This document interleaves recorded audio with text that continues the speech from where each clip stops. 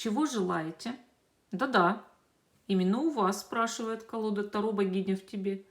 Именно у вас, тот, кто смотрит сейчас это видео.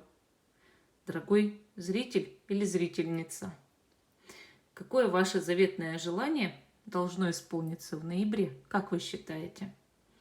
Давайте посмотрим на Таро, на новой абсолютно колоде, замечательной. Видите, какая красивая, в таком мятном корпусе. А какие желания ваши сбудутся в ноябре? Более того, дальше, после того, как мы рассмотрим 3 позиции, я буду смотреть для каждого знака зодиака. Вот так-то, вот такие планы у нас наполеоновские. Хорошо, открываем нашу колоду новую, замечательную. Такая интересная у нее рубашечка, тоже мятная. Такая вот красивая карта десятка кубков вдруг тут появилась, а тут еще и королева. И тут вот, смотрите, книжечка какая есть. Давайте будем выкладывать 3 позиции. Первая карта — это в каком аркане вы сейчас живете. Ну, а потом, конечно, мы с вами посмотрим, а какое ваше желание или какие ваши желания сбудутся в ноябре, в ближайший месяц. Итак, перемешиваем наши замечательные, новые, красивейшие карты и смотрим послание высших сил, напутствие. Снимаем 3 раза.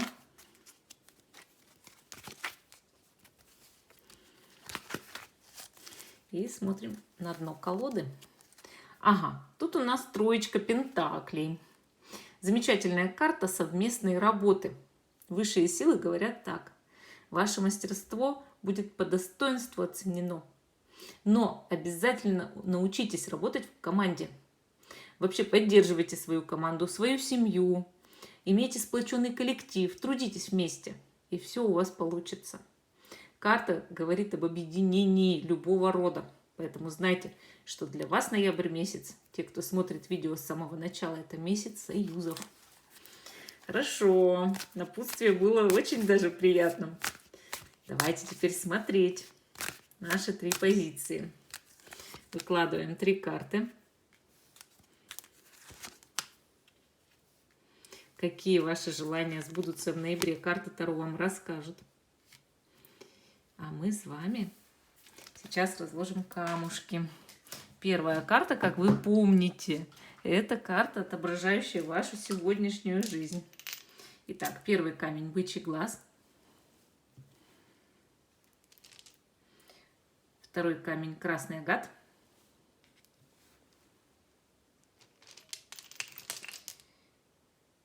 Третий камень — унакит. Первая, вторая, третья позиции. Те, кто еще не выбрал, ставьте на паузу, выбирайте. Так, у меня упали карты знаки зодиака. Выбирайте, пока их поднимаю. Надеюсь, что я тут не все стрясла. И потом, вот после того, как вы выберете, переходите уже на свой тайм-код. Сегодня я, вот знаете, миссис неуклюжесть, если честно, бывает же такое. Вот вы знаете, иногда дни есть такие, когда все валится из рук. Вот сейчас именно такой у меня, видимо, день. Сегодня даже видео одно потеряла, потом оказалось, что нашла. Вот понимаете, как интересно? Итак, ну давайте теперь с вами посмотрим. Первая позиция. Убираем остальные 2 в сторону. Итак, первая позиция.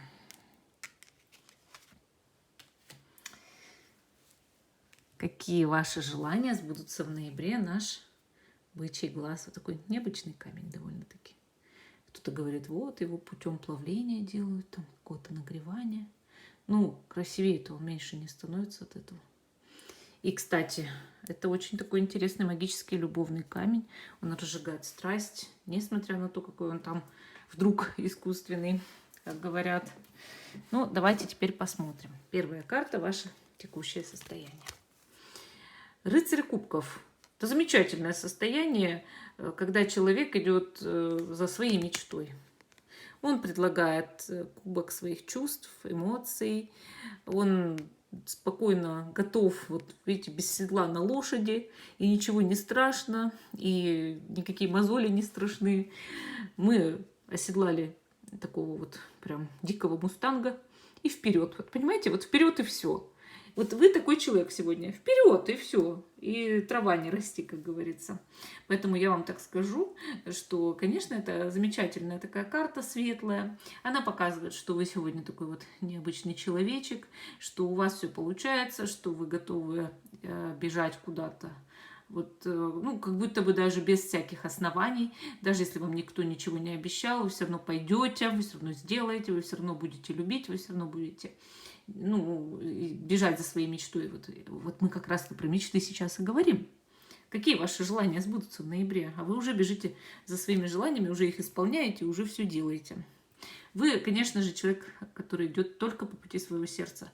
Вам не важно, какие там деньги, не деньги. Вам важно делать то, что нравится. Любить того, кого хочу. Вот понимаете, такие люди обычно не обращают внимания на то, что там у них есть какие-то обязательства. Допустим, поклялись там в браке быть, да, а потом влюбились. Вы все равно пойдете по пути своего сердца. Скажете в итоге честно, что вот да, я развожусь, все. Вот понимаете, не задержит ничего вашу свободу внутреннюю. Кого-то это бы остановило, но вас не остановит. То же самое с работой. Сначала казалось, допустим, меня работа удовлетворяет, да, а потом вы понимаете, ну хочется чего-то другого. Вы так и скажете начальнику по-честному: хочу чего-то другого и пойду. Вы импульсивный такой тип людей, да, вот тип человека, но это тот, по сути, кто зажигает другие сердца, кто настоящий романтик, кто просто идет за собой. Это важно. И люди за таким человеком как раз-таки очень любят следовать. Представляете? Хорошо, давайте смотрим дальше. Почему-то я карты в коробку с камнями положила. Так, ну давай еще все урони. И, как Наташины коты. Неуклюжесть, значит неуклюжесть. Вот такой денек. Так, давайте смотрим, какие ваши желания сбудутся в ноябре. Первая позиция. Что там такое у вас сбудется? Что там исполнится для вас в ноябре? Что такое светлое случится? Опять рыцарь. Только мечей. Только мечей. Ну вот скакал куда-то рыцарь кубков и доскачет. Доскачет. Вы добьетесь вот той цели, за которой вы сейчас больше всего идете. Вот есть у вас что-то очень важное, куда вы несете кубок своих эмоций, своих чувств, свое сердце куда несете. Не разум, а сердце. И вы человек такой, вот знаете, ну как дикий мустанг. Только еще дичее становитесь в ноябре по рыцарю-то мечей. Говорите людям правду в лицо, делайте, как вам нравится, еще больше. Доказывайте свою правоту, возникайте где-то резко и неожиданно. И, соответственно, это вам помогает достигать именно той цели, вот, которую вы сейчас хотите, сейчас преследуете, сейчас вам она нужна. Она вам сейчас больше всех нужна. Может, вам человек больше всех нужен, почему бы и нет. Он может даже вот неожиданно прийти к вам домой, сказать: ну вот не могу, все, вот, все, достала ты меня, да люблю я тебя, ногой топнуть, вот, я люблю тебя, ну вот что ты меня доводишь, понимаете? То же самое с работой. Начальник зайдет к вам в кабинет, скажет: да повышу я тебя или повысю, что ты меня доводишь уже который месяц? Почему ты мне закатываешь свои концерты? Я больше не могу. Я дам тебе эту должность. Или прибавку к зарплате. Дам. Все. И вот понимаете, вот как будто бы вы вот на кого-то прям настаивали. Вот на чем-то настаивали очень сильно. Видимо, нога на ногу, не мой размерчик здесь. Извиняюсь. Вот. И понимаете, столик маленький, большой. Вот. И понимаете, вот вы на кого-то, на что-то вот прям наступали, настаивали, вот прям задолбали кого-то, да. Вот бывают такие люди настойчивые. Вы идете по пути своего сердца, но вы настаиваете на чем-то. Конечно же, это зависит и от того человека, от которого вы хотите чего-то добиться. Вот вы именно от кого-то чего-то хотите. И вы добьетесь. Ноябрь это показывает совершенно четко. Исполнится именно это ваше желание. Обычно рыцарь кубков хочет не всего и сразу, а чего-то одного, но чаще всего. То, что ему больше всего надо. Ну, видите, шут. Да, вы безбашенный абсолютно человек. У вас всегда есть моторчик, пропеллер, я не знаю, шило где-то в одном месте. И шут, он говорит о приключении. Конечно же, вы мечтаете, вы желаете где-то побывать, возможно, где ни разу не были. Шут об этом всегда обещает, рассказывает, как говорится, что вот мечтаешь побывать там, где не был никогда, побываешь. Но это именно ваше желание, ваша мечта. Вы знаете, о чем речь. Вы знаете, о чем речь. Что именно вы, допустим, не знаю, там на Бали хотели. Да, вы пойдете на Бали, пойдете пешком прямо, ага. Поедете, полетите на Бали. Естественно, я об этом говорю. То есть вы полетите, да, все верно. Вот часто показывает именно путешествие, шут. Вот, но кто-то мечтал с кем-нибудь познакомиться. Ну, с таким интересным с кем-то. И вот это обязательно тоже случится. Для тех, кто мечтал именно знакомство осуществить, такое любовное, интересное, необычное, да, это тоже сбудется. Вообще, шут показывает часто, вот знаете, интересные такие приключения, да, всякие необычные события. Но тогда этих приключений, этих событий, этих новых мест вы жаждали, вы хотели этого, понимаете? И, естественно, ваша мечта, ваше желание обязательно сбудется. Все получится, все осуществится так, как вы именно и захотели.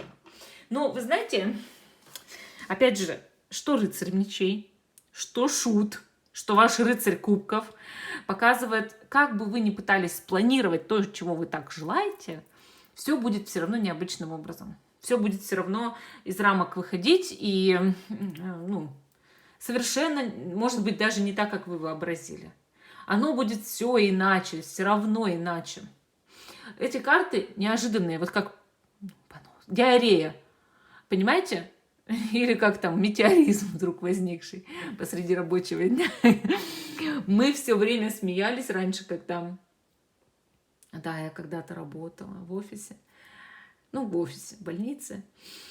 Как же мы смеялись над тем, что самый неожиданный вот момент у любого человека, когда все молчат, и знаете, вот такая гробовая идеальная тишина, это, естественно, бурление в животе. Вот тут примерно то же самое, понимаете? Вот вы же знаете, что есть неконтролируемые вещи в жизни, что бывают курьезы, интересные случаи. А может быть, вы и желали того, чтобы вы не могли предугадать, что будет. Да, сбудутся ваши мечты, да, сбудутся ваши желания. Во-первых, совершенно необычным способом. Вы даже себе этот способ представить не могли. Во-вторых, ваше желание добиться от кого-то чего-то, отправиться в приключения, в необычное место, они могут сопровождаться очень такими необычными людьми, интересными, неординарными, резко возникающими, как грибы из-под земли. И также они могут сопровождаться действительно экзотическими приключениями. Ну, не знаю, когда, например, человек вдруг перед собой увидел, ну, не знаю, королевскую кобру, ну, а рядом появится обязательно змеелов. Вот знаете, что это такое прям, вот такое необычное. И да, вас ждут откровения самые настоящие. Так, давайте еще тут немножко развернем. Здесь у нас, значит, 6 пентаклей, карта подарков, самых настоящих подарков. Вот, возможно, у вас было какое-то желание, мечта, чтобы вам кто-то что-то дарил. Вот знаете, обычно мы так ждем от любимого человека хоть какого-нибудь подарочка, хоть каких-то там, не знаю, ромашек, цветочков. Обычно, когда ты так ждешь, вот этого как раз не происходит, да? Но когда ты загадываешь желание и отпускаешь его во Вселенную, то обязательно это желание берет и что делает? Сбывается, да, сбывается. Вот вы отпустите свое желание во Вселенную, чтобы вам кто-то что-то научился дарить. Отдавать от себя, так скажем, ту энергию, которую вы уже в этого человека вкладывали, да, вы увидите совершенно невероятные вещи. Вселенная сделает все для того, чтобы ваше желание сбылось. Поверьте мне, поверьте, это все умеет сбываться на самом деле. Просто иногда человек сам себе не дает, не разрешает. Так, значит, кто-то вам будет помогать, делать подарки. Отлично. Так, король мечей. А вот про... Ну, королева. Ладно. Королева мечей. Ну, на мужика похоже уж больно. Вот мне, знаете, как кажется, да, это колода, связанная с богинями, ну, женщинами. Но вот бывает такое, что образ идет совершенно мужской энергетики. Я вижу, да, королева, да, переводится королева. Одета женщина в мужское что-то, как будто бы немножко, да, подстрижена так под мужчину. И я понимаю, просто карты пытались сказать, что касаемо какого-то мужчины ваше желание исполнится. Вот особенно знака воздуха или с асцендентом в воздухе. Либо это просто вот такой вот холодноватый, чуть-чуть неприступный, уж больно справедливый, уж больно правый во всем человек принципиальный.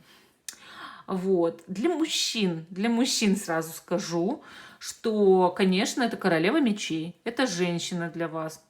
Просто у нее есть очень много мужских черт в характере. Однако касаемо этой женщины исполнится какое-то ваше очень заветное желание. Оно может касаться как работы, так и любви.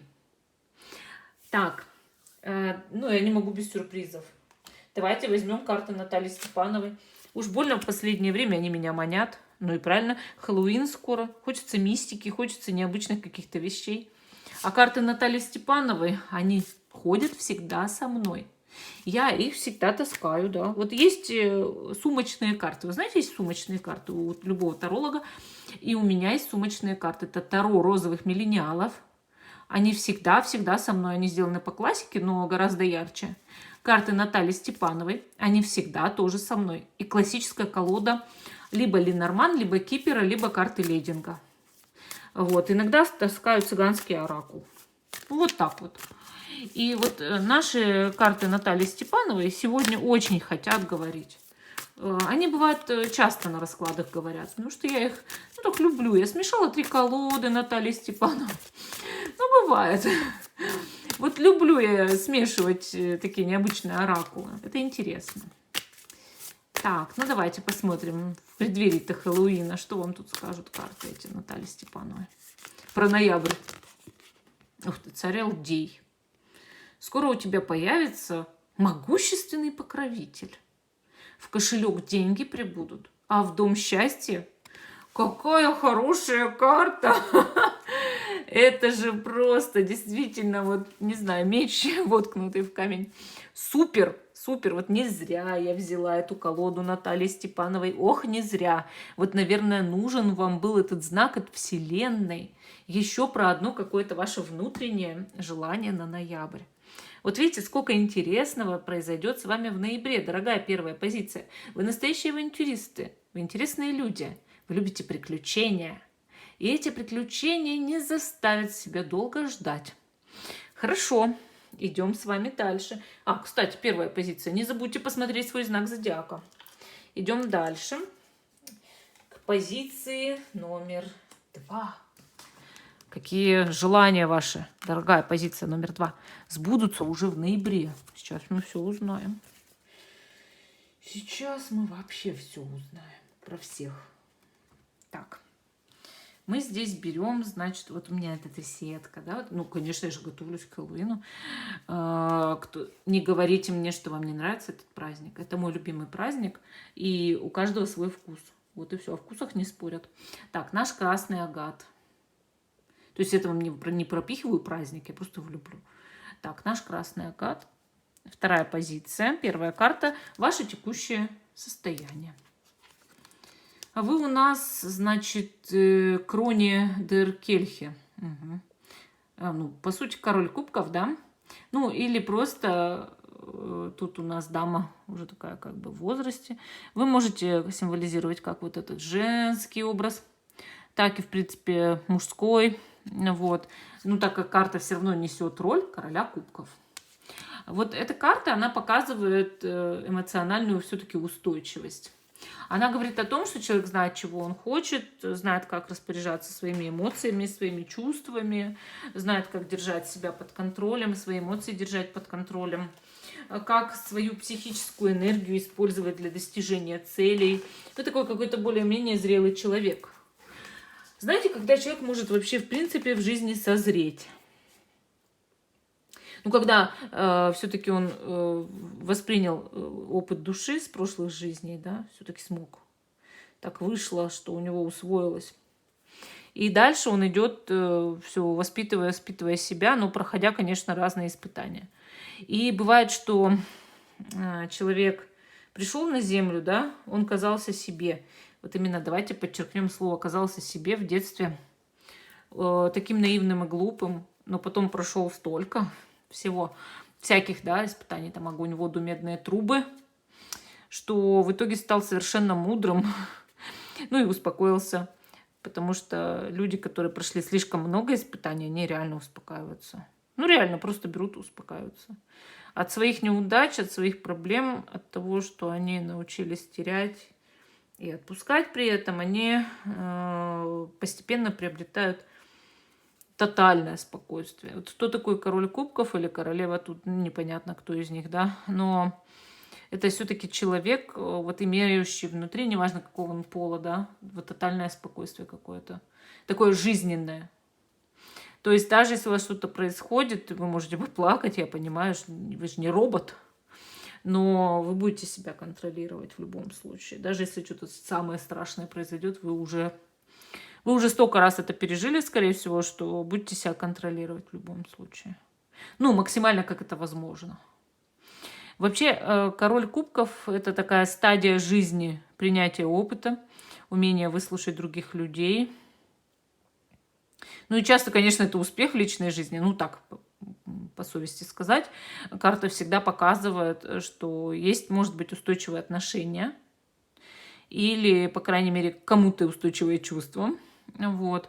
И, ну, просто, может быть, семейное такое состояние. Ну, то есть, когда у тебя есть за кого отвечать, есть за кого там грудью встать, есть за кого побеспокоиться и кому наставление свое дать. То есть, вот так. Такая нормальная карта, знаете. Такая хорошая, светлая. Так, ну, стадия жизни у вас более-менее устойчивая, да? Давайте посмотрим, какие желания ваши сбудутся в ноябре. Ох, девятка пентаклей. Ну, а что еще хочет король кубков? Ну, на самом-то деле, денег. Денег, а чего нам всем не хватает? Чего нам всем в жизни не хватает? Денег. Ну, на самом деле нет. У каждого свое в жизни, да, кому-то денег хватает, любви не хватает, кому-то денег и любви хватает, здоровья не хватает. Но здесь вы как будто бы желали все-таки какой-то финансовой стабильности или большой суммы денег. Ну вот насколько я это вижу. Может быть, что-то нужно реализовать по отношению к большой сумме денег. Ну там, даже если вы ее кому-то передаете, это нужно реализовать, нужно все осуществить, там, не знаю, подписать, может быть, бумаги, или просто сделать это. И вот это желание исполняется. Может быть, вам кто-то хочет передать большую сумму денег, или уже должен, или возврат идет там долго, или там, может, вам нужно загасить большой кредит, или еще что-то. Я не говорю, что вы избавитесь от всех кредитов в ноябре, если вы их взяли только что, и вам платить еще 45 лет. Вот. Но какие-то могут быть закрытия там до большой суммы, там каких-то дырочек. Вот говорят, да, дырку закрыть в бюджете. Вот это нормально. Может, вы это же свое желание как-то озвучивали Вселенной, Богу. И вот что-то вам как бы идет вот такое, как денежное изобилие, все-таки финансовое. Хорошо. Следующая карта. Чем там еще удивит нас судьба? Так, карта Таро, пятерка пентаклей. Вот мне кажется, она здесь как раз-таки не денег касается. Исполнение желания по поводу вот вместе в огонь, воду, в медные трубы. Мы же желания исполняем. Что, разве человек может бедности желать? Господи. Нет, конечно, после богатства он получил богатство и такой пожелал себе бедности, да? Хочу сначала богатым побыть, а потом бедным. Такого не бывает. Не надо со мной спорить по трактовкам, товарищи. У нас вопрос расклада есть. какое ваше желание или какие ваши желания сбудутся в ноябре. Поэтому не спорьте, сразу предупреждаю. Кто вторую позицию смотрит? Ежики там всякие. Смотрите, пятерка пентаклей показывает здесь, что мы не бросаем своего близкого, любимого человека никогда. Ни в любых каких-то переживаниях, трудностях, проблемах, болезни, там, горе, там, понимаете, мы не бросаем. И он не бросает нас. Обычно чего мы желаем для себя? Не бросать или чтобы нас не бросали, как вы думаете, с точки зрения своего великого эгоизма? Конечно же, второе. Поэтому сбудется ваше желание, вот, что кто-то вам докажет. Вот я тебя не брошу, даже если тебе там плохо. Да, плохо. Или если ты истеричка, или еще что-нибудь. Я тебя все равно не брошу, я тебе докажу. Вот как будто бы даже не обязательно для этого, чтобы что-то случалось, понимаете? Вы сейчас испугаетесь, что что-нибудь случится. Нет, это не обязательно, это не нужно. Здесь скорее другое. Вот бывает такое, что, ну не знаю, натворили что-нибудь, наговорили своему любимому человеку с 3 короба. Или там, может быть, кто-то про вас что-то сказал. Вы-то так вроде тотально спокойно, а про вас сплетни пошли. Или еще что-то такое. Вы знаете, подвох. И вам нужно понять вот в этот момент, что человек вас не бросит, он сначала во всем разберется. Вот в горе и в радости, пока смерть не разлучит нас. Я во всем сначала разберусь, а потом буду тебе давать нагоняй и там ремня и чего угодно. Вот понимаете, она пятерка пентаклей именно об этом говорит. Это какие-то кармические отношения, где тебя все-таки, ну, как-то ценят, любят, тут не будут все-таки с тобой расшвыриваться, расшвыриваться. Поэтому вот эта карта, она говорит, что человек вот возьмет вас за руку и поведет там куда-то, и все равно будет рядом, отогреет. Вот. Может, вы замерзнете. Для вас лучшим доказательством будет, что человек отдаст вам свой пиджак, пальто, там еще что-то. Смотрим дальше. Какие еще ваши желания сбудутся? Так, кто у нас тут падает? У нас упали карты из колоды. Смотрим, что там они сбудутся у вас. Так, туз мечей и влюбленные. Вау. Вау, какие карты. Они говорят, что в любви у вас будет настоящий прорыв. Вы знаете, единственное, что товарищи влюбленные или кто уж оно там, они как-то любят больше самого себя, что ли. Или свое близнецовое пламя так они нарисовали. В зеркало мы смотримся как будто. Или считаем, может быть, что наш любимый человек – это наше отражение. Да? Вот это тогда больше похоже на карту влюбленные. Вообще интересная такая подача, заметили, да? Карта с тузом мечей явно показывает именно прорыв в плане личной любовной жизни. Вот вы человек с опытом. Возможно, вы кого-то любите, как я предположила в начале расклада. Конечно, эта карта показывает, что выбираем мы по сердцу, и вас выбирают по сердцу.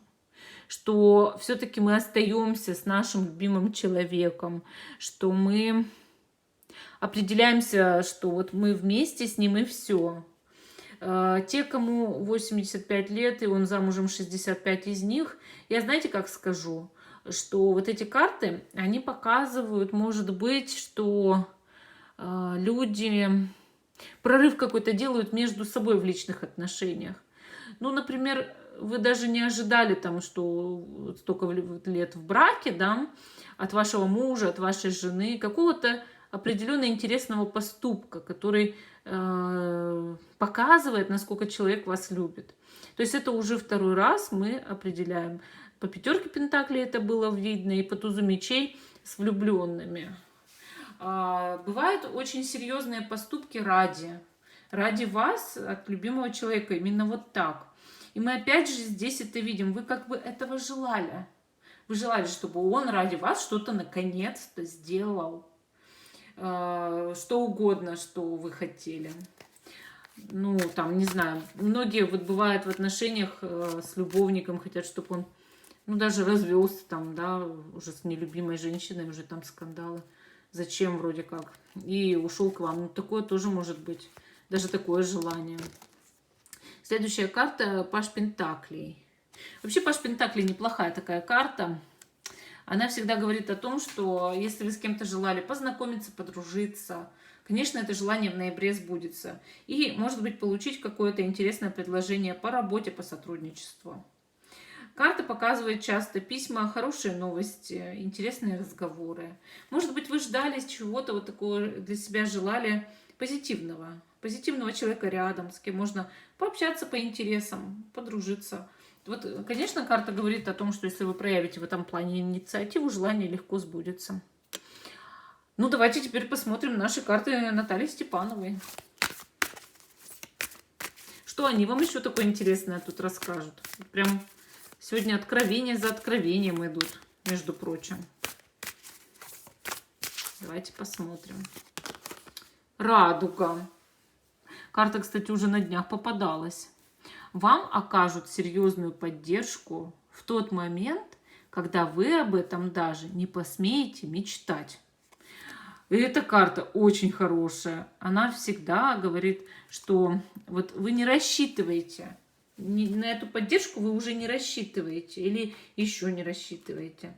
Вы даже не смеете мечтать, что какой-то человек или люди вдруг собираются и что-то делают для вас хорошее. У меня было такое прямо сегодня, представляете? Есть люди, которые вдруг решили мне помочь. И именно в этот момент произошел окончательный прорыв в той ситуации, которая давно меня тревожила. Вот тут то же самое. Карта радуга, ну наконец-то после дождя, после бури, после гроз на вашем небе сходит радуга, да, и вот наконец-то это счастье. Кстати, любите ли вы, когда на небе есть радуга? Пишите. Я очень люблю. Я всегда радуюсь, когда есть двойная радуга. Она исполняет желание вот прям по-настоящему. Если вы увидите двойную радугу, это для вас будет знак. Загадывайте любую мечту. Ну вот такая вот у нас вторая позиция. Не забывайте, вторая позиция, что у вас еще будет гороскоп. Обязательно смотрите свой гороскоп по знакам зодиака. Тайм-коды в описании к видео. Итак, третья позиция. У нас тут прям, видите, рыболовная снасть. Третья позиция. Какие ваши желания сбудутся в ноябре? Наш такой вот уна-китик. Видите, красный. Они разные бывают, да. У них бывает больше зеленых пятнышек, больше красных. Вот я выбрала себе. Такой интересный. И первая карта. Это то, что у вас сейчас происходит в жизни. Ага. Маленькая девочка куда-то пошла. Паж кубков. Ну вот да, вот вы маленький человечек. Вы очень наивны в жизни. Ведете себя часто как ребенок в последнее время. И, конечно, эта карта показывает радость, счастье, любовь к жизни. Вы воспринимаете эту жизнь по-детски, с мечтой. Возможно, вы в кого-то влюблены, и сейчас ждете хороших новостей. Возможно, ведете любовную при этом переписку или там общение. Сама по себе карта показывает иногда, что человек, допустим, отдыхает. Вот отдыхает, да? Ему так хорошо в душе, мягко, так приятно. А может быть еще, ну, что работает, занят какой-то интересной творческой работой, которая его очень сильно впечатляет, радует, и без сомнения он занят тем, что ему нравится все. Ему не важно, принесет деньги, не принесет. Ну, чаще всего приносит, если нравится. Если мне нравится то, что я делаю, это все равно принесет когда-то мне деньги. В любом случае, я даже об этом думать не буду. Вот понимаете, я сегодня кому-то приводила пример, не помню кому, или вчера. Вот, допустим, вы любите вязать. Да? Вот представим, что вы любите вязать. У нас бабули часто любят вязать. И вы каждый день вяжете. Вот вы обвязали уже там своего мужа или там сына. Вот вы всех уже обвязали, себя обвязали. И, ну, вяжете просто вещи. Вот представим, что вы так любите вязать, что вы сели и вяжете просто вещи. Вот связали просто свитер, просто платье, просто юбку какого-то там определенного, там, не знаю, 46-го размера. Вот. И пытаетесь продать. Выставляете там, вести в Инстаграм, там, в магазин, еще куда-то. а оно не продается и не продается, не продается и не продается. Вам что из этого вязать разонравится? Думаю, вряд ли, согласитесь. Даже если никто ничего вообще никогда покупать не будет, ну скажет, ну что ты вяжешь, там у тебя красная полоска, синяя полоска, желтая полоска, что, смеешься, что ли? Или там, ну еще что-нибудь. Ну или просто мне не нравится, не хочу покупать. Ты поставила за 50 тысяч, я не буду. Вот. Понимаете, никто никогда ничего не купит. Вот представьте эту паршивую ситуацию. Вы что, вязать перестанете? Нет, вы не перестанете вязать. Не перестанете, вы свяжете всем все бесплатно.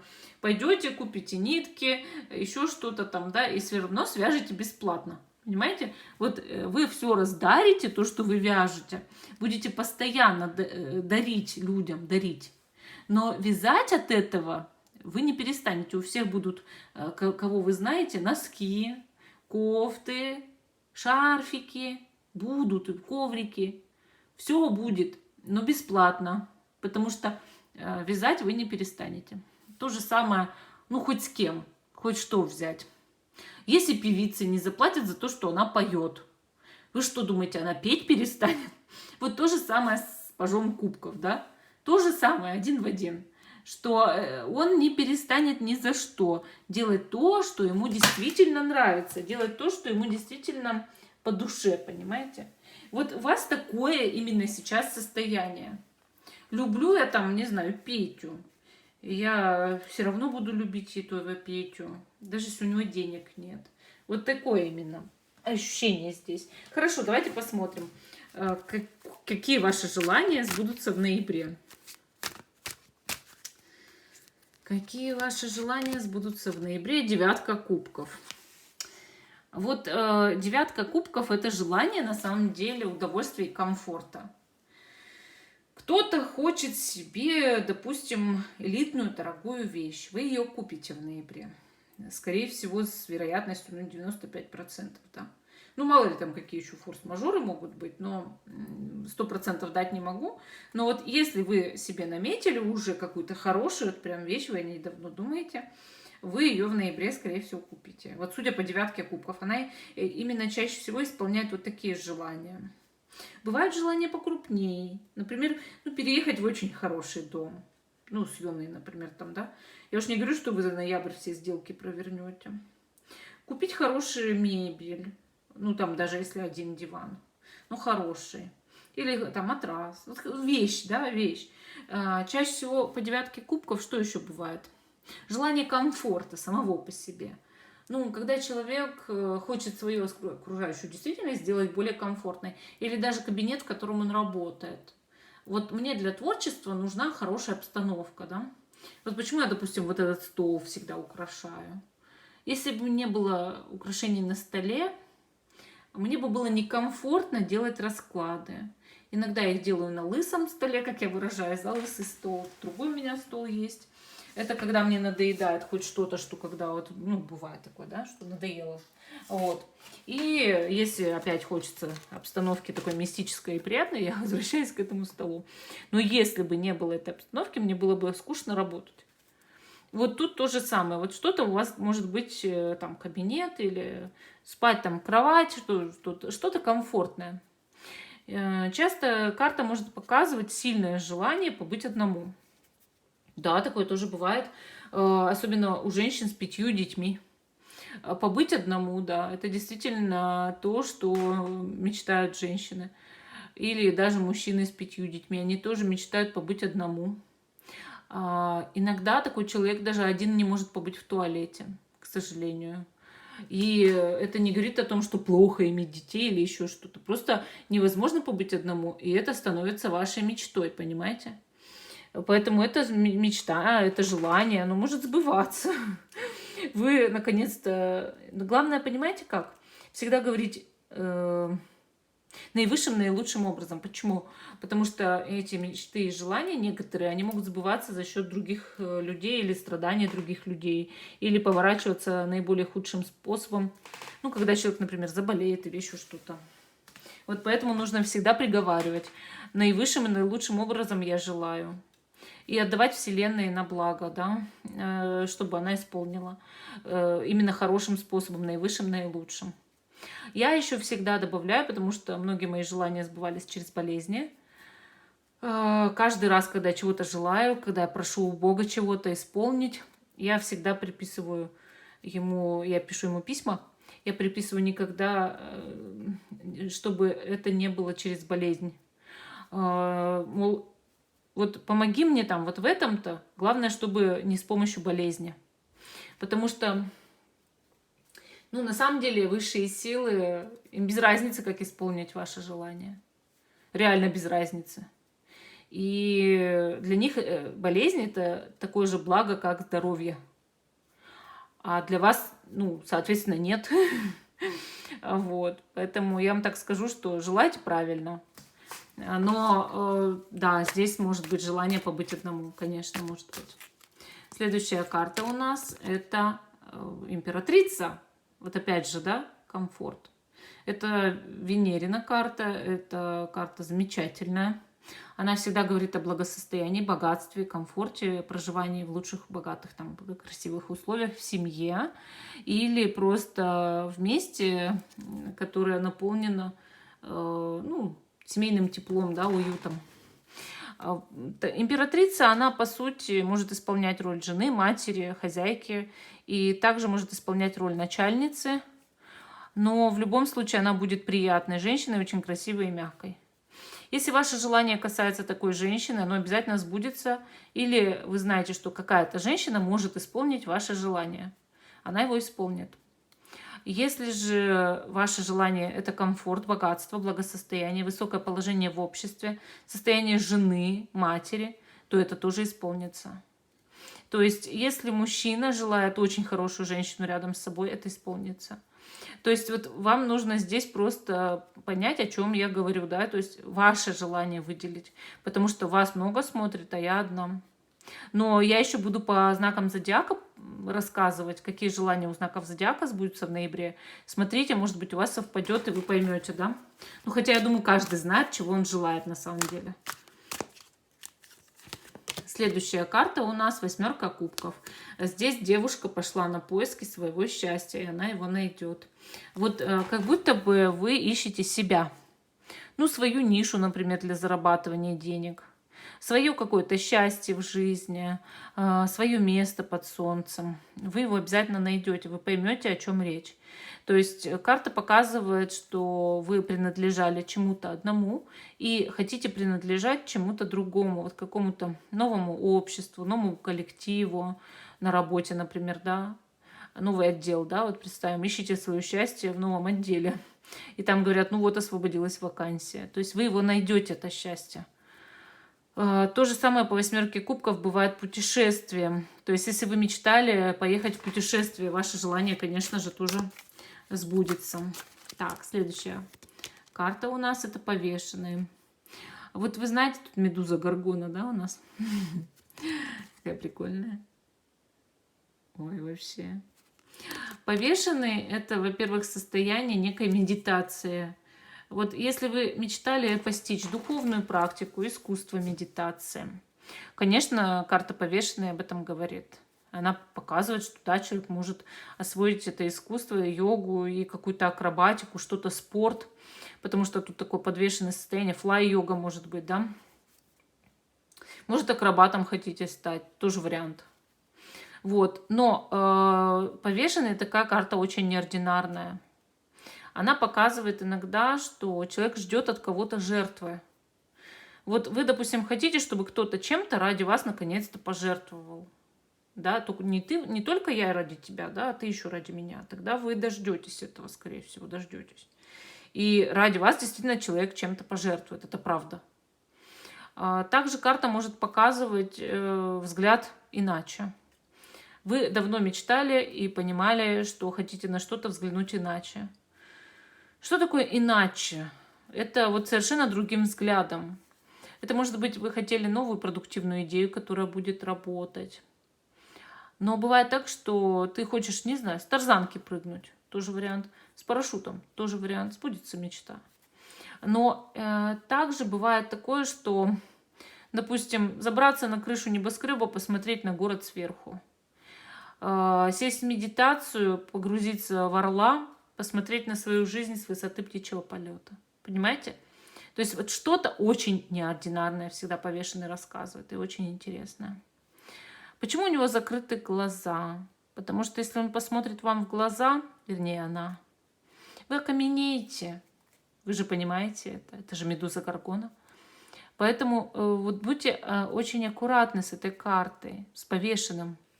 Оно содержит, вот она содержит в себе момент некого страдания, да, отвергнутости. И, может быть, вас отвергали, и вы мечтаете снова найти свою принадлежность к этому. То есть, чтобы вас перестали отвергать или приняли. И тогда это желание, конечно же, сбудется. Так, теперь смотрим наши карты Натальи Степановой.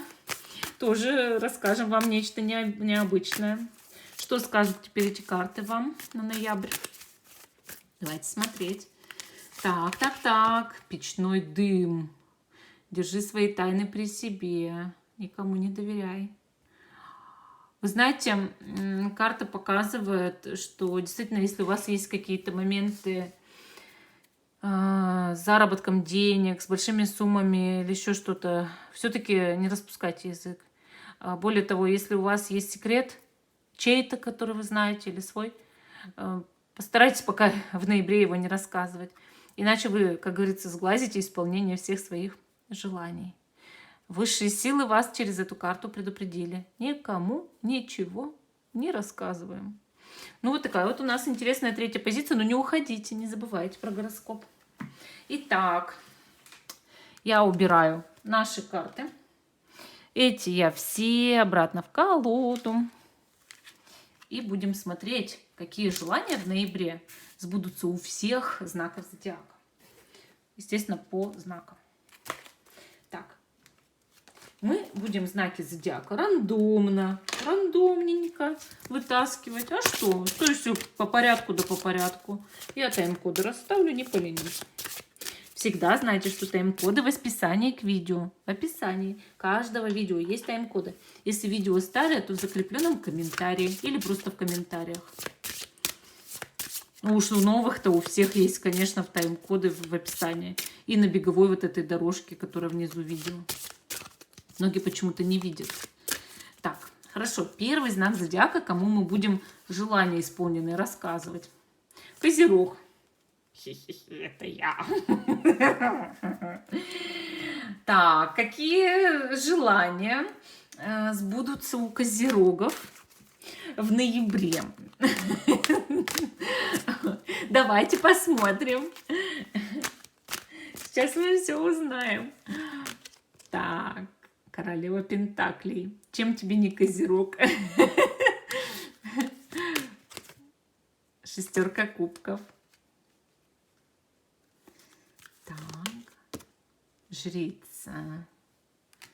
Королева пентаклей, шестерка кубков, жрица.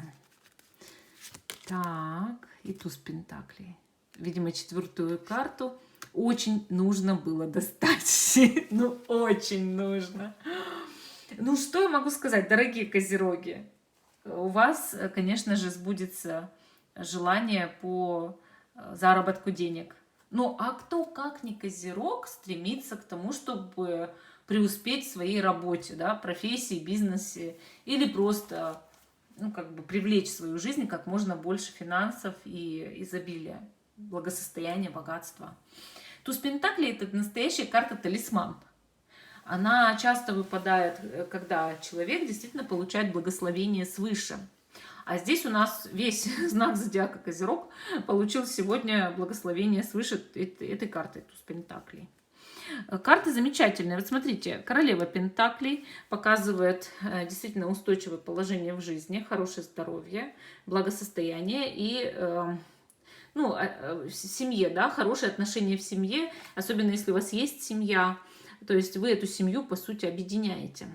Шестерка кубков говорит об общении с детьми, очень продуктивном, хорошем, добром общении с детьми. И также она показывает возврат в прошлое. Вот что-то из прошлого приходит в вашу жизнь, что нужно вам. И это связано с жрицей, то есть вашими способностями от природы или от рождения, которые были переданы вам, допустим, от бабушки, прабабушки. И вот идет активация этих способностей. То есть вы как-то вот, не знаю, как будто бы в ноябре действительно приходите в себя, дорогие козероги. Исполняются ваши мечты по поводу развития способностей, по поводу ваших детей, то, что вы что-то по поводу них желали, да, хорошее. Это исполнится, может, тут там оценки получше станут или еще что-то. Ну и благосостояние в любом случае. То есть вы вообще, в принципе, козероги, будете в ноябре, ну, очень стабильны. Туз Пентаклей, ваш талисман, вы можете взять его в кошелек. Можете даже вот эту карту, не такая уж она сложная, на самом деле, в каждой колоде рисуется одинаково, практически, да, ну, за включением каких-то мелких нюансов. Нарисовать себе на бумажке, ничего там, облако рисуете, да, руку из него и пентакль нарисуете и кладите в кошелек обязательно. Или под чехол телефона. Принесет удачу. Ну, вот такая вот у нас позиция по козерогам. Подождите. Карта Натальи Степановой. Ничего не знаю. Вдруг они где-то там повторятся или еще что-то, колоду обратно соединила. Козероги, не уходите. Стойте. Стойте. Напишите, дорогие козероги, кто достоял до сюда. Карта Натальи Степановой. Перекресток. Ха. Интересно. Вам предстоит сделать сложный выбор в ноябре. Да? Положитесь на интуицию, выберите верную дорогу. Я думаю, что вы выберете верную дорогу, тем более, что товарищи вы довольно устойчивые. Особенно психически. Ну, не всегда, конечно, но чаще всего, да, чаще всего. Вот, хорошо, идем дальше. Теперь следующий знак зодиака рандомно у нас.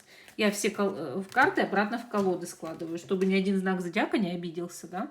Как вы это понимаете уже. Так, следующий знак зодиака вытаскиваем. И это близнецы. Ровно противоположный знак нашему козерогу, кстати. Ха-ха-ха. Интересно сегодня девки пляшут по 4 штуки в ряд.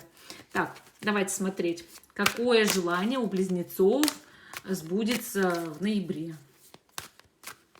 Регина. Регина, ты хоть когда-нибудь смотришь мои видео? Мне интересно. Так. Желания какие у близнецов сбудутся в ноябре. Так, 9 пентаклей. Можно даже не продолжать, но я продолжу. 8 мечей. Влюбленные. Влюбленные. И Иерофант. Близнецы у нас мечтают о чем? Они мечтают иметь много денег, зарабатывать, но при этом оставить свое лицо.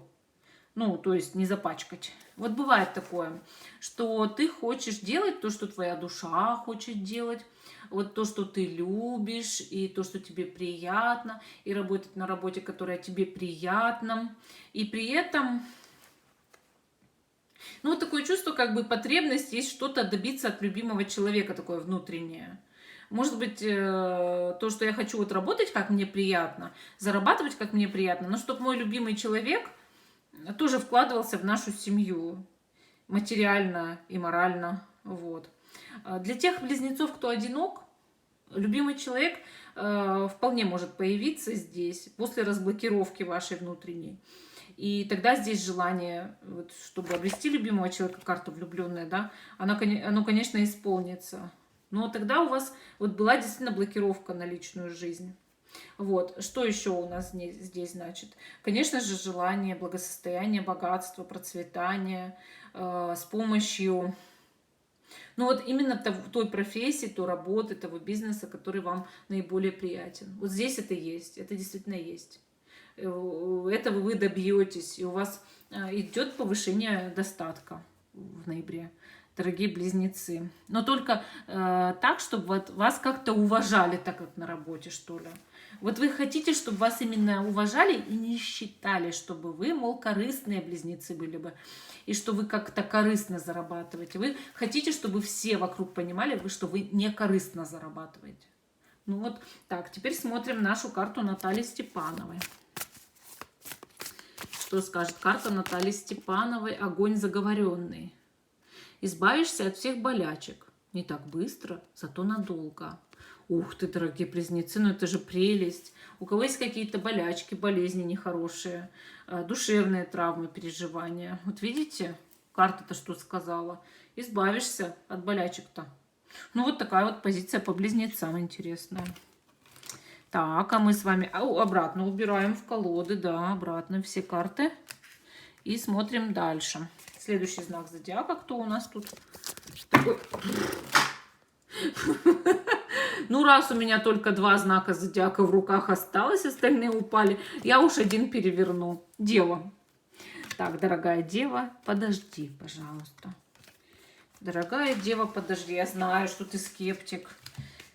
Но сейчас именно высшие силы попросили меня уронить всю колоду знаков зодиака на пол. Ну, бывает, ладно. Итак, дорогие девы, какие ваши желания исполнятся в ноябре? Давайте смотреть. Перемешаем нашу колоду тщательно, внимательно. И смотрим. Вышла карта 7 мечей. Вышла карта 10 мечей. Вышла карта правосудия. Наказать обидчика. Тут сразу же 100% желание, вот у дев. Кто-то против вас действовал, вы это знали. Обманывал, лукавил, делал гадости из-под тишка. Наказать, добиться справедливости, добиться правды от этого человека. Вы раскрываете чьи-то либо подлые планы за спиной, махинации, либо другой вариант, что вы наконец-то понимаете, кто предатель, кто все это время вот что-то там делал, да, или магически на вас влиял. И, конечно же, теперь будете знать, как с этим человеком обращаться. Вы его предадите справедливому правосудию, с ним перестанете общаться, да. То есть вот так вот, да. Конечно же, добьетесь справедливости. Может, у вас кто-то что-то до этого украл, например, еще что-то. Вот судить будут, да, допустим. Так, что еще у дев сбудется? 7 кубков. 4 мечей. У вас все как-то конец иллюзиям, 5 пентаклей. Вы знаете, у вас как идет? У вас прям конец иллюзиям, конец тому, чтобы вот заблуждаться. Вы, видимо, как любая дева, скептик, да, в ком-то очень сомневаетесь. Или боитесь обмануться, да. И вот вы все проверяете что-то. Досконально причем проверяете. И вот найдете, вот, наверное, либо правду просто о человеке, либо подвох. То есть вот прям конец иллюзиям. Все, иллюзии пали. Так, туз мечей, опять же. Колесница. Карты говорят, какой-то прорыв будет в плане дороги, путешествия или машины. Не обращайте внимания, что девушка катит на коляске на своей.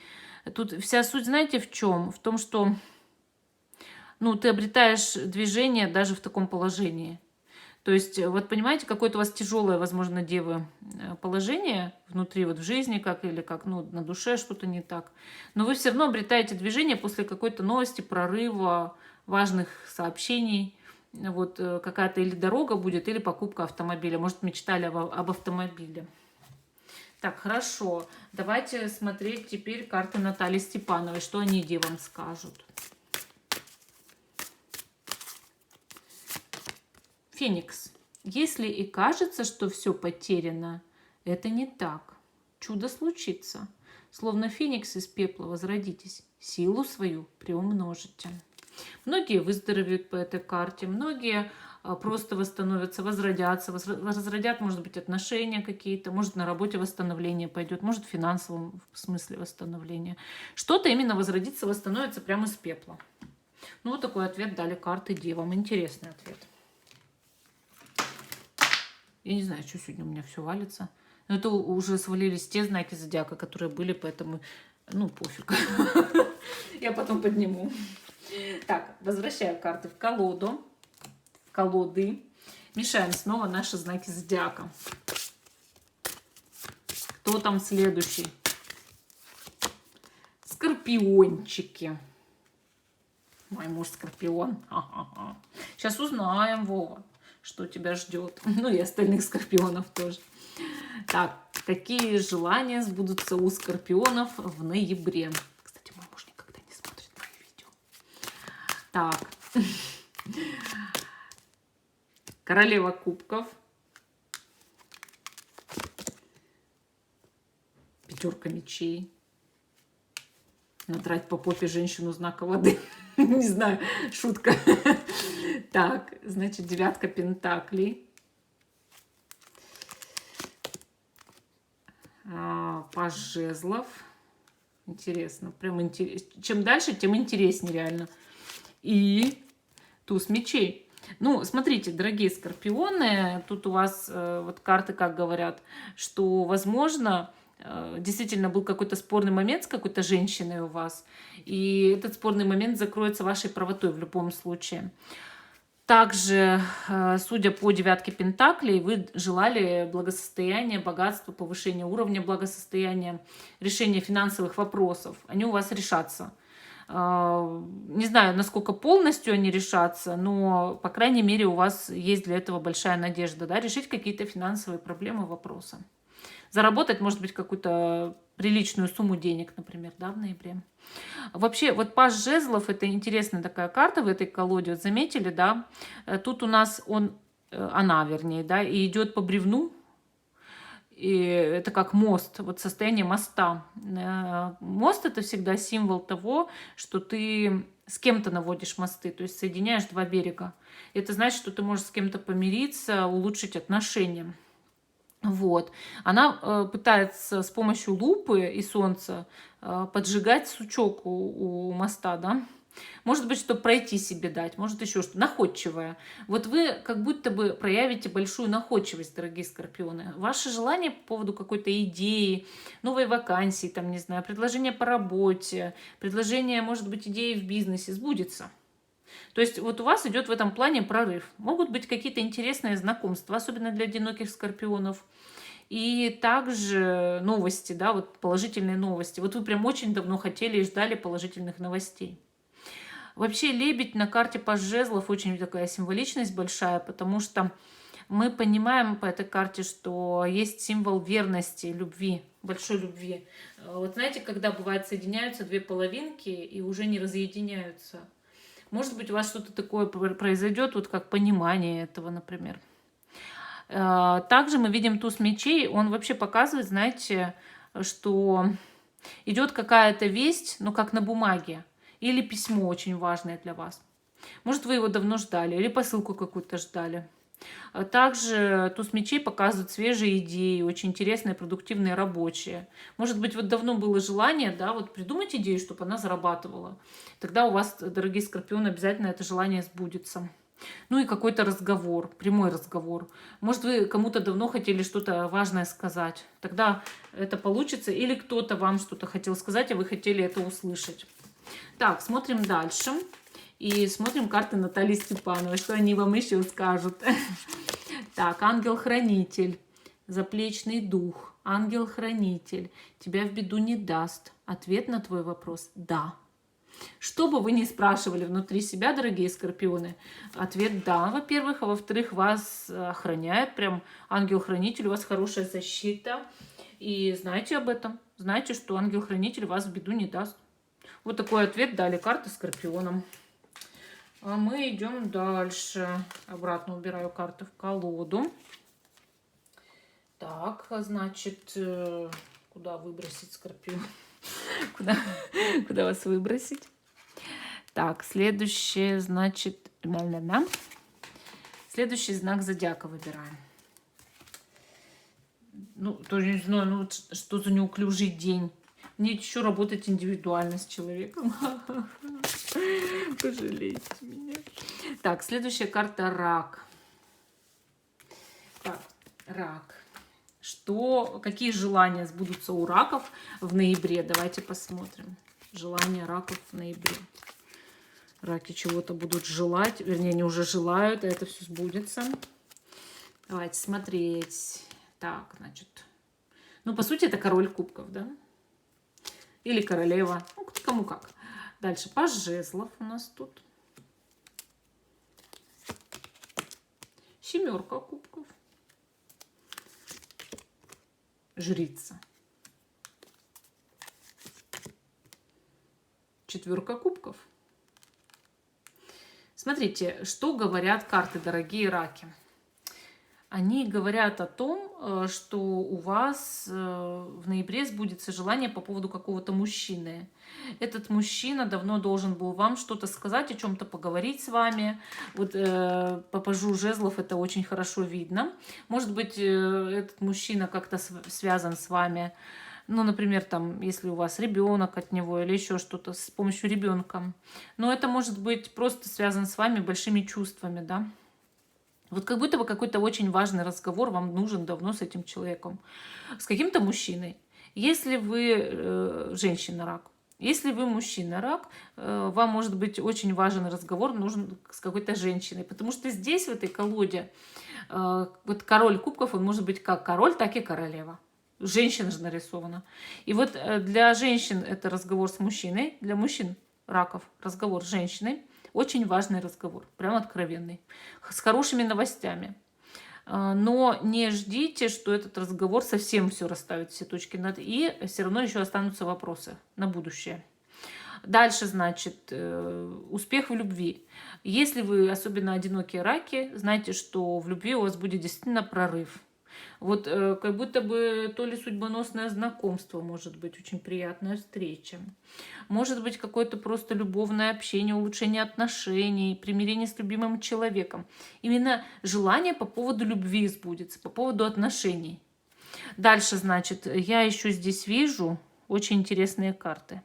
Они показывают активацию ваших экстрасенсорных способностей, о которых раньше вы или не подозревали, или еще не весь потенциал свой раскрыли. Вы всегда тайно желали раскрыть что-то мистическое в себе. Вы что-то даже бывало читали, изучали, там, я не знаю, даже какими-то, может быть, увлекались уже вещами. И вот идет раскрытие, что-то, какое-то откровение может прийти.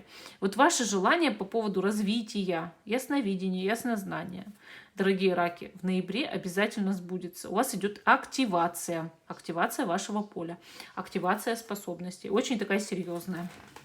Хорошо, еще карту хочу достать. Ага, королева мечей или король мечей. Понимаете, тут вот как бы кому как образ видится, мужской, женский, да. Вообще, если вы мужчины, смотрите в королеве женский образ. Если вы женщины, здесь явно есть и мужской образ. Вот смешение полов здесь идет в этой колоде. Карта показывает исполнение желания по поводу этого персонажа.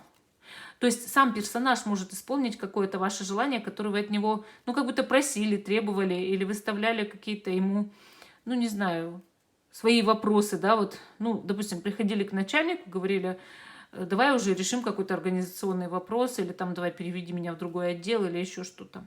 Подними мне зарплату, сколько можно. Вот. К начальнице можно также приходить.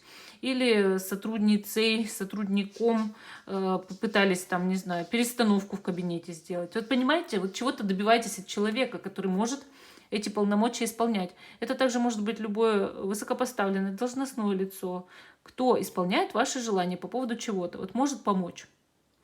Хорошо, давайте теперь посмотрим. Что скажут для вас, раки, карты Натальи Степановой? Дождь. Молитва святая споет грусть с чела твоего. Молись от всего сердца. Вот интересная карта, вот реально, она очень редко выпадает, я вам честно скажу. И карта показывает, что если вы помолитесь, попросите о чем-то у Бога, у Вселенной, это обязательно исполнится. И причем это касается какой-то вашей грусти, дорогие раки. Вот у вас есть какая-то грусть, печаль. Вот знаете, что это сразу же смоет с вашего лица эту печаль. Ну, вот такая у нас позиция по ракам. Убираю карты обратно в колоду. Если я все сегодня с помощью своих ногтей не порушу в этом мире, то, пожалуйста, скажите мне спасибо в конце видео. Так. Следующий знак зодиака. Кто у нас тут будет? Здесь я не потеряла половину знаков. Надо будет потом посчитать. Я роняла их несколько раз. Стрелец. О, мой сын стрелец. Так, давайте посмотрим, что ждет стрельцов.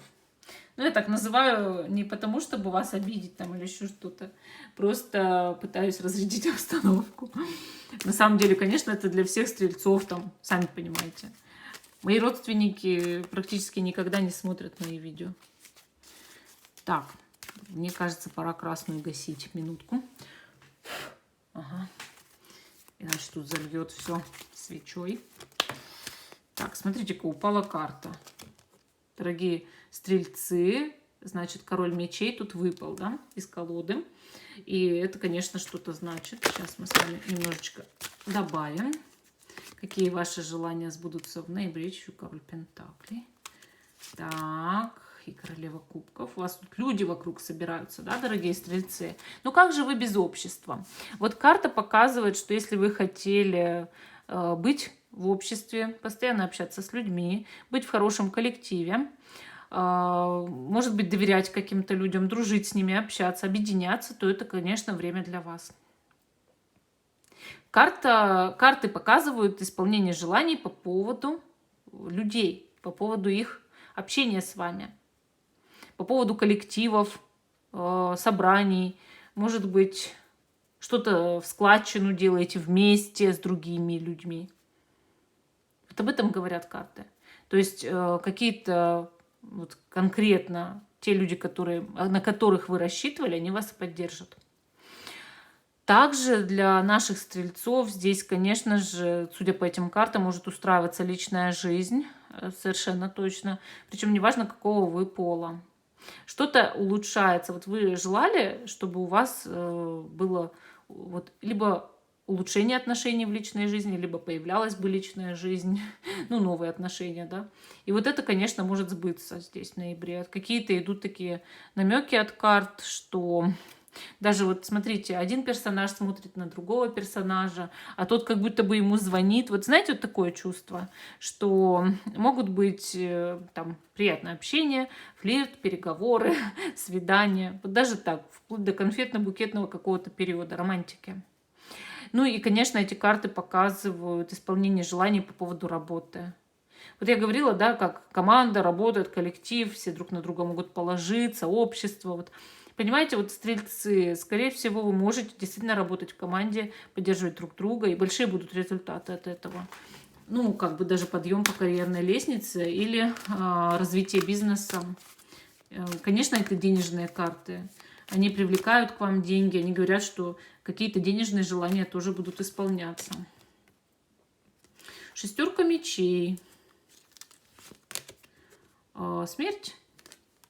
Ну, карты здесь показывают, что, может быть, вы мечтали о переезде, дорогие стрельцы, и тогда переезд действительно случится уже в ноябре.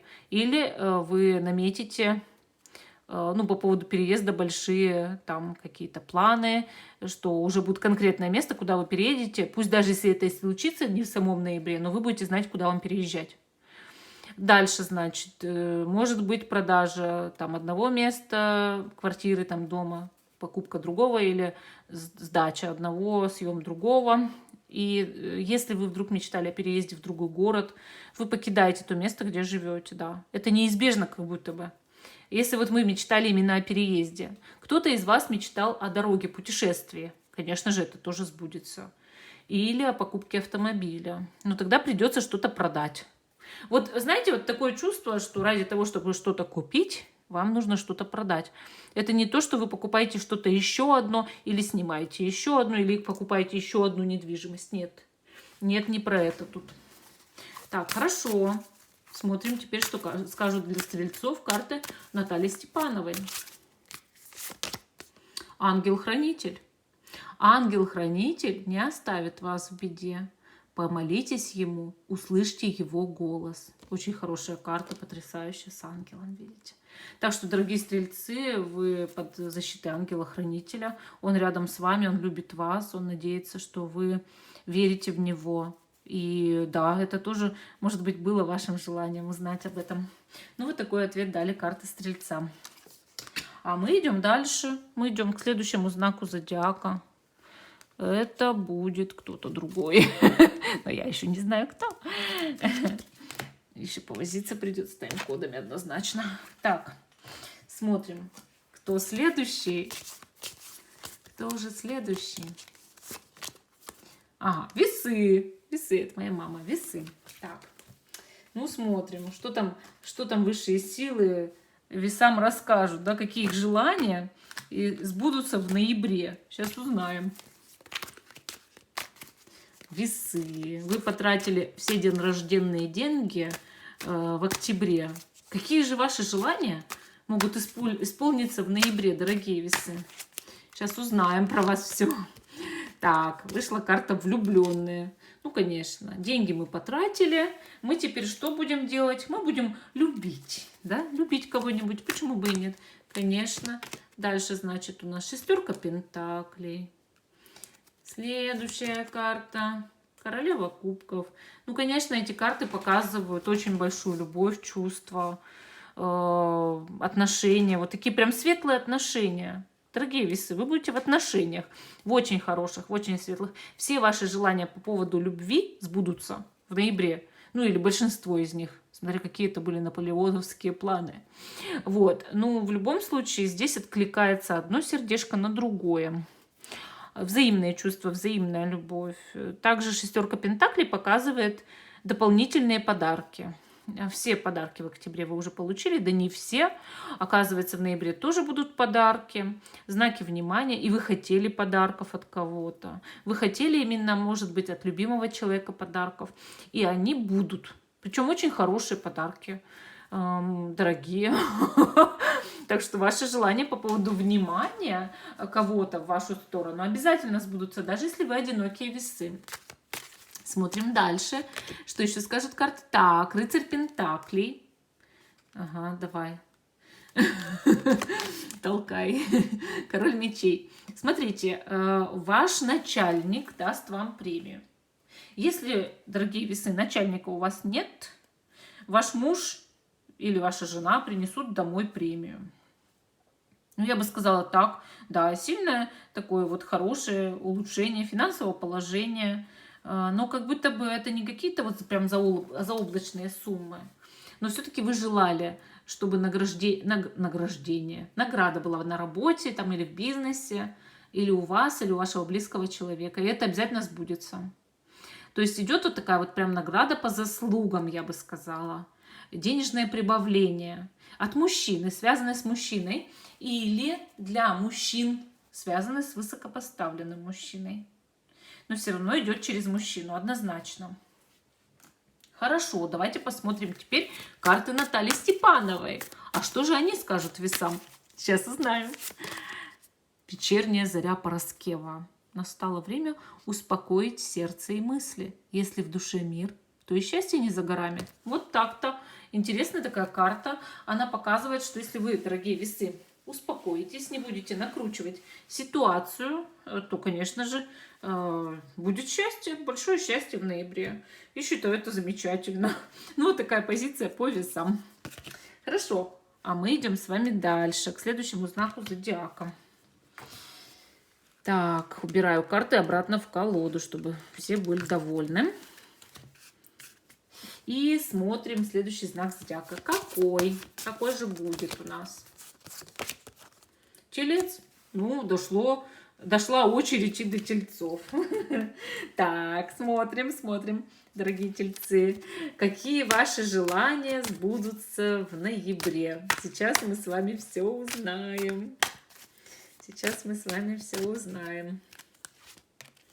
Так, рыцарь мечей.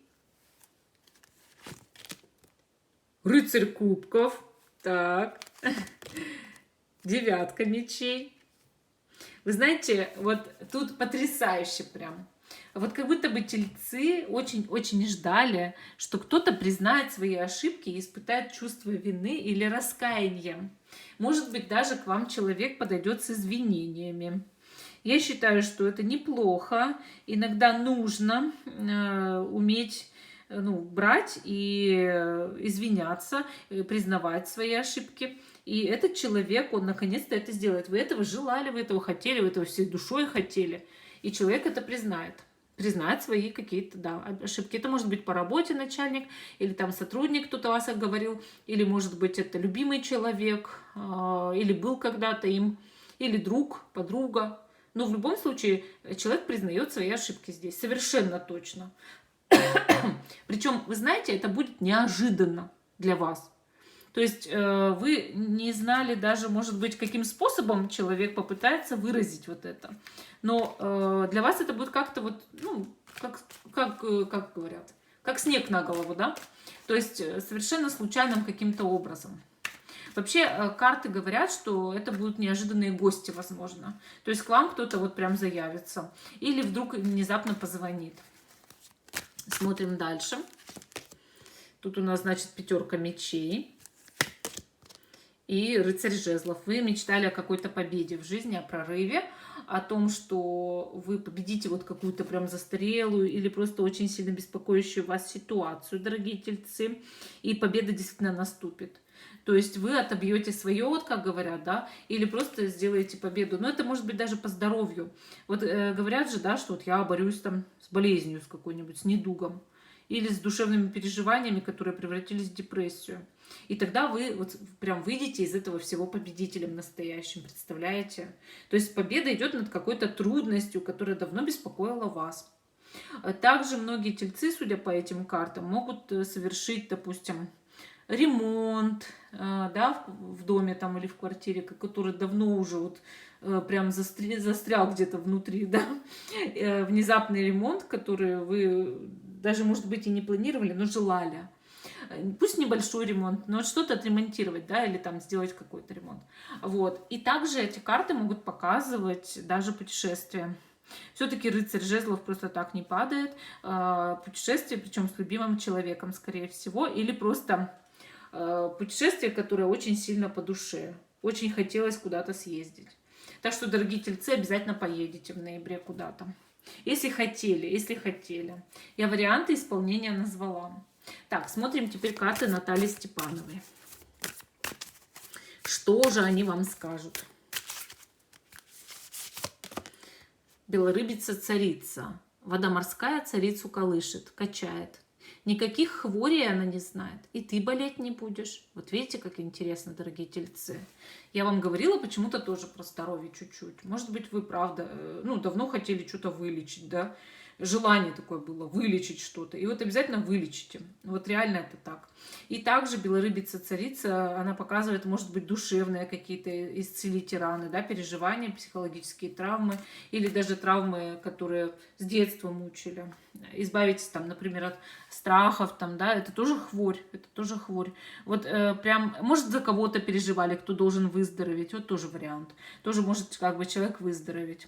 Ну, в любом случае, вот не зря и такая карта падает. Вот пишите, срезонировала она вам по душе или нет. Желали ли вы вот такого вот чего-то, здоровья, вот, чтобы выздороветь? Пишите обязательно. Вот такая у нас позиция по тельцам. А мы идем с вами дальше. Значит, карты Таро будут рассказывать теперь для следующего знака зодиака. Давайте их перемешаем. Их тут 4 штучки осталось. Надеюсь, что ни один не потеряла. Прям очень надеюсь. Так. Следующий Овен. Так, дорогие Овны. И до вас дошла очередь. Обычно вы первые у нас бываете, да? Какие желания Овнов сбудутся в ноябре? Вот сейчас мы все узнаем. Сейчас мы все узнаем. Давайте смотреть. 8 кубков. Дальше, значит, 3 кубков. 9 пентаклей. Ну, смотрите, карты говорят о том, что Овны, во-первых, могут совершить какую-то поездку на праздник. То есть вот бывает такое, что ты куда-то едешь, там, не знаю, в соседний город или вообще куда-то далеко, в связи с тем, чтобы что-то отметить и отпраздновать. Представляете? Бывает такое, что просто совершаешь даже путешествие за город, чтобы отметить за городом, да, чтобы там попраздновать что-то в кругу там своих близких, людей, друзей. Но вы этого желали, дорогие Овны. Вы хотели оторваться, вы хотели праздника. Кто-то на какие-то фестивали выезжает, там, бывает там в лес или в другой город. Кто куда. Но на самом деле это может быть как свадьба, так и день рождения. Но вы этого желали всей душой, вы хотели праздника. И, соответственно, желание праздника у вас обязательно в ноябре сбудется. Дальше мы видим девятку пентаклей. Овны очень хотели поправить финансовое положение. Ну, в любом случае, карта решает какие-то финансовые вопросы и говорит о том, что да, финансовое прибавление в ноябре, дорогие овны, обязательно у вас будет. То есть то, что вы по деньгам себе желали, я не говорю, что там на 100%, миллионы там баксов и все такое прочее, не обязательно. Но финансовое прибавление я здесь вижу, и вы его желали, вы хотели, чтобы какие-то ваши там, ну, проблемы закрывались, да. Дальше, значит, смотрим. Король кубков и десятка мечей. Карты говорят, что закрывается какой-то вопрос окончательно с каким-то мужчиной, либо с пожилой женщиной. Вот два варианта. Смотрите, какой-то вопрос, который давно беспокоил, мучил вас. Может быть, этот вопрос касался там совести, чести, достоинства. Может быть, хотели правду узнать по поводу чего-то. Может быть, это любовный вопрос, но вопрос стоял, например, в честности человека. Совершал он что-то, не совершал. Вот этот вопрос точно закрывается, причем положительным для вас образом, дорогие овны. Так, смотрим дальше. Следующая карта — восьмерка пентаклей. Если у вас были какие-то желания по поводу работы, найти новую работу замечательную или иметь успехи в работе, в труде, заработать побольше денег, то, конечно же, это желание в ноябре у вас сбудется. Творческий процесс, хорошая работа, работа по душе и вообще много работать. Желание у овнов такое бывает. Вот это обязательно сбудется. Вообще карты здесь очень светлые и замечательные на самом деле. Они говорят, что да, решается именно много вот каких-то задач в ноябре. Вот у вас стояли задачи, вот вы и желали, чтобы они решились, и они решатся. Вообще восьмерка пентаклей может показывать даже ремонт дома. То есть, когда у вас там, ну не знаю, шпаклюются стены, покупается новая мебель, встраивается или еще что-то. Вот может быть покрутить, посверлить хотели. Или там, не знаю, чтобы ваш муж это все там, да, как-то обустраивал, или работников нанять. Вот что-то такое может тоже быть. Хорошо, смотрим теперь оракул Натальи Степановой. Карты Таро мы послушали, сейчас оракул. Что, какие желания или, может быть, какие-то намеки от высших сил под ноябрем. Ярило. Добрые вести принесет тебе состоятельный и умный мужчина. Вот видите, дорогие овны, вы еще и с состоятельным и умным мужчиной пообщаетесь в ноябре. Ну ничего себе, вот это вот номер. Вот это потрясающе, я считаю. Ну вот такой ответ вам дали карты. А мы идем с вами дальше, к следующему знаку зодиака. Все карты я возвращаю обратно в колоду, не забывайте об этом.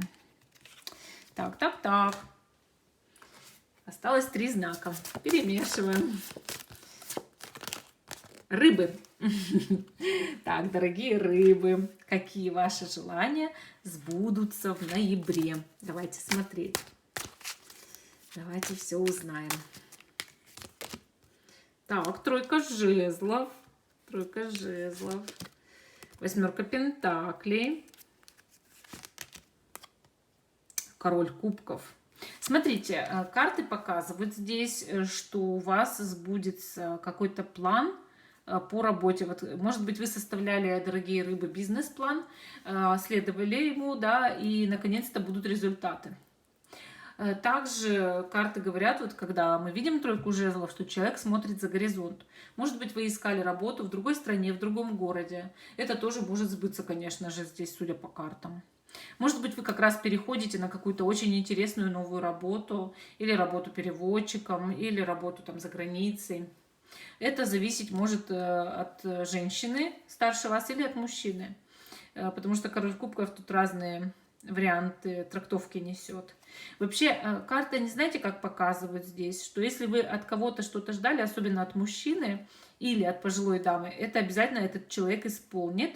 И это желание могло быть связано с человеком, какое-то, любое желание, да. И этот человек обязательно это исполнит, то, что, на что вы надеялись. Вообще, дорогие рыбы, я здесь вижу именно прорыв в работе. Когда человек вот имеет амбиции, допустим, ну, повышение по карьерной лестнице, или найти работу, которая вот тебя полностью удовлетворяет. Конечно же, карты показывают и финансовое прибавление. Если вы желали отправиться куда-то, в командировку, поездку, в другой город, переехать, конечно, это тут сбывается, потому что тройка жезлов стоит. Так, смотрим дальше. Рыцарь кубков. Дьявол. Вы знаете, здесь может быть связано желание с любовью, но не просто с любовью, а еще и, знаете, такая привязанность и страсть. Иногда люди очень хотят почувствовать на себе чью-то любовь, страсть, привязанность. Если вы, дорогие рыбы, хотели этого, чтобы кто-то ухаживал за вами, чтобы кто-то вас ценил, чтобы кто-то за вами буквально бегал, то вы можете дождаться в ноябре исполнения этого желания. Если вы просто хотели исполнить свое желание в любви, улучшить отношения, сделать их страстными, яркими, интересными, романтичными, что ж, как говорится, рыцарь кубков с дьяволом уж точно об этом говорят. Здесь идет прям-таки не просто конфетно какой-то букетный период, а период именно вот жгучей страсти. Вот таких вот прям очень сильных, мощных любовных переживаний, конечно. Ну, не переживаний, да, а именно вот такое все вот внутри будоражит, вот прям желание быть вместе, там, съесть друг друга. Вот. И, конечно, рядом с вами будет человек, который испытывает к вам такие чувства именно вот одержимости, я бы сказала. Причем, если вы сейчас, дорогие рыбы, одинокие, и ваше желание, вот, да, чтобы кто-то вами увлекся, вот оно сбывается. Так, смотрим теперь карты Натальи Степановой, что они скажут по поводу вас. Что же скажут карты Натальи Степановой? Так, лето жаркое. То, что ты желаешь, требует труда. Больше трудись, и все получится. Так, рыбы, ну-ка трудиться. Быстро. Вам то, что вы очень желаете, требует труда. Так что трудитесь. Работай, мой маленький слоник. Солнце еще высоко. Так, ну хорошо. Вот такие вот у нас желания были у рыб. А мы идем дальше. Мы идем к предпоследнему знаку зодиака на сегодня. Так, и всего-то 2 осталось. Та-дам. Так, лев. Итак, дорогие львы, смотрим, какие желания у вас сбудутся в ноябре. Какие желания сбудутся у вас в ноябре? Двойка кубков. Прекрасная карта. Туз пентаклей, талисман колоды. Так, львы. Ух ты, 4 жезлов. Ну вот, если, дорогие львы, вы хотели свадьбу, прям вот свадьбу, конечно, эти карты показывают, что сбудется такое желание. Допустим, можете прям сыграть свадьбу, погулять на свадьбе, предложение руки и сердца получить, да. Прям вот очень мощные такие карты. Вообще, эти карты показывают действительно огромное счастье, исполнение желаний. Также, дорогие львы, двойка кубков, да, это желание союза. Это желание объединения, любви или очень сильного рабочего союза, бизнес-союза, может быть. Но приносит большое счастье, возможности или огромные деньги. Вот если вы желали, допустим, союза в работе, в бизнесе, это настолько продуктивный союз, действительно, вот правда прибыльный. И вы будете это очень сильно праздновать. Устроите прям, не знаю, корпоратив. Если вы хотели союза в дружбе, то эта дружба принесет большое счастье. И вы будете действительно устраивать праздник. Если же вы хотели союза в любви, да, вы добьетесь того, чтобы в вашей любви была идиллия, прям гармония. Если вы еще не встретили свою вторую половинку, ноябрь для этого дает огромные шансы, вот прям огромные. Хорошо, смотрим дальше. Вышла карта рыцарь кубков. И вышла карта тройка кубков, что, кстати, опять намекает реально на свадьбу. Вот реально. Может быть, ваши дети женятся, например. Может, вы это желали, чтобы там, не знаю, дочка, сын вышли замуж. Тоже вариант. Вот. Но, опять же, карты говорят, вот он, рыцарь, несется со своим кубком, и вот большое счастье. Свадьба, радость, там, не знаю, вечеринка, дискотека. Вот как будто бы вы желали разворота событий именно в личной жизни. Может быть, чтобы кто-то вас очень сильно любил, желали. И, конечно, да, тут вот как будто бы вот именно это желание исполняется. Но также эти карты, они показывают изобилие, то есть большое денежное прибавление, конечно, и празднование. Вот как будто есть повод для праздника, для того, чтобы что-то отметить. Даже если вы побеждаете болезни, там, в здоровье какие-то проблемы были, это будет тоже вот как будто повод отмечать прям это. Так, хорошо, давайте, дорогие львы, посмотрим карты Натальи Степановой. Что они скажут? Царь Соломон, для исполнения воли твоей нужна мудрость отца. В твоем окружении есть пожилой мужчина, который поможет тебе нужным советом. Не обязательно даже пожилой, просто человек может быть старше вас по возрасту. И действительно поможет советом. Поэтому обязательно обратите на это внимание. Ну вот такой ответ дали карты львам. А мы идем с вами дальше. Ой, это же в колоду нужно убрать. Так, и последний знак зодиака. И последний знак зодиака, наверняка это Водолей, сейчас узнаю. Да, это Водолей, представляете? Итак, дорогие Водолеи, вы последние сегодня. Обе свечки уже погасли, но хоть эти у меня, видите, электрические горят. Итак, какие желания сбудутся в ноябре для Водолеев? Давайте посмотрим. Итак, значит, король кубков. Ага, башня. Богиня Кали. Интересно. Девятка мечей. Вот здесь, дорогие Водолеи, вы как будто бы очень ожидали, что кто-то будет наказан и испытает большое чувство вины и раскаяния. Более того, если в вашу сторону совершались любые преступления, действительно преступления, человека прям посадят. Вот если этот человек преступник, в вашу сторону совершил преступление, долгое время не могли это преступление раскрыть, или в сторону ваших близких, этот человек прям сядет в тюрьму, будет раскаиваться очень сильно в своем преступлении. Или просто предстанет перед судом. Если же это просто была обида, несправедливость по отношению к вам, человек все признает. Его жизнь заставит признать свои ошибки. Этот человек может даже извиняться, ну, либо просто знаете, что сам внутри он точно раскается. Хорошо, смотрим дальше. Причем это может быть как мужчина, так и женщина, вот у кого как. Потому что вот я говорю, здесь двоякие карты. Так, дальше король мечей. Паж мечей. Интересно. И тройка пентаклей. Так, дорогие Водолеи, смотрите, карты здесь показывают, что, возможно, какой-то мужчина даст вам очень важную информацию по поводу работы, и вы сможете в каком-то очень хорошем коллективе слаженно вместе работать и добиваться своих целей. Вот прям одной командой. Возможно, вы же желали работать на хорошей работе в команде, где вас никто не подгрызает, например. Или просто желали обновить свою жизнь, устроиться на такую работу, где была бы хорошая слаженная уже такая команда, да, которую вас бы тоже приняли, и вы бы там прижились. Если же вы по поводу работы никаких желаний не имеете, карты здесь говорят, что какое-то ваше желание исполнит мужчина. Возможно, он даже связан со стихией воздуха. И, соответственно, это желание он все это время мог исполнить. То есть это человек, имеющий такие полномочия. Вообще тройка пентаклей часто говорит, что человека начинают ценить. И если у вас было, дорогие Водолеи, желание, чтобы вас действительно ценили, уважали, чтобы оценили какие-то ваши качества рабочие или просто жизненные, личные, то вот именно ноябрь — это то время. Кстати, тройка пентаклей всегда карта финансового прибавления, каких-то премий, да, вот денежных каких-то потоков, которые приходят к вам в жизнь.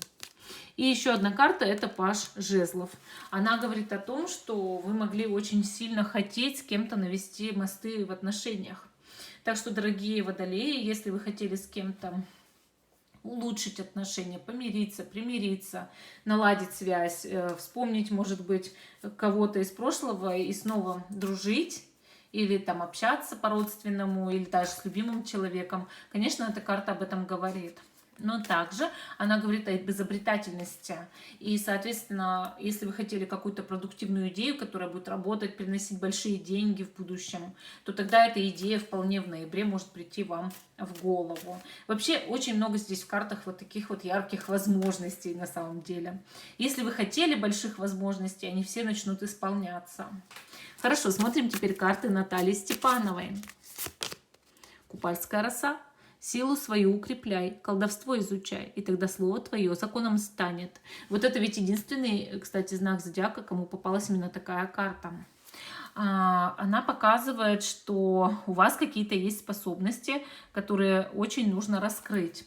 Возможно, вы о них не знали, не думали, или еще какие-то способности. Вот вы, допустим, уже раскрываете способности, да, но вам еще что-то в себе нужно раскрыть. Вот об этом говорит карта, что, мол, продолжай раскрывать, продолжай изучать, и у тебя есть действительно этот дар. Поэтому вот обязательно обратите внимание на это. Ну, вот такой ответ вам дали карты. Всем спасибо за внимание. Жду, что вы продолжите смотреть мой канал. Ставьте лайк этому видео. Подписывайтесь. Всем пока и до новых встреч.